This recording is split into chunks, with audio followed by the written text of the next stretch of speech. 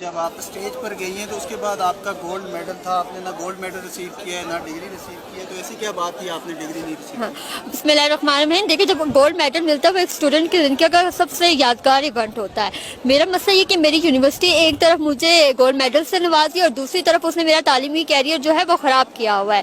Madam registrar نے مجھے ہراساں کیا، میرا موبائل ضبط کیا. 2 دن وہ یونیورسٹی انتظامیہ کے پاس رہا اور اس کے بعد جب میں نے بی سی صاحب کو اپلیکیشن دی، اس پہ کوئی بی سی صاحب نے کوئی سٹینڈ نہیں لیا، انہوں نے کوئی اس پہ رسپانس نہیں دیا. پھر میں اس کے بعد 3 دفعہ صدر صاحب کو اپلیکیشن لکھ چکی ہوں، تاحال وہ میری بات سن نہیں رہے اور انہوں نے مجھے ابھی تک کوئی پازیٹیو رسپانس نہیں دیا.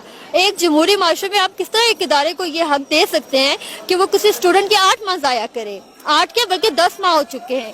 آپ نہ مجھے ٹرمینیشن لیٹر دے رہے ہیں، نہ آپ مجھے بتا رہے میرا کرنٹ سٹیٹس کیا ہے. تو یہ اتنی بڑی زیادتی پہ میں کیسے یہ گولڈ میڈل لے سکتی تھی؟ ایک سیکنڈ، اور کچھ بولنا ہے آپ نے؟ ٹھیک ہے.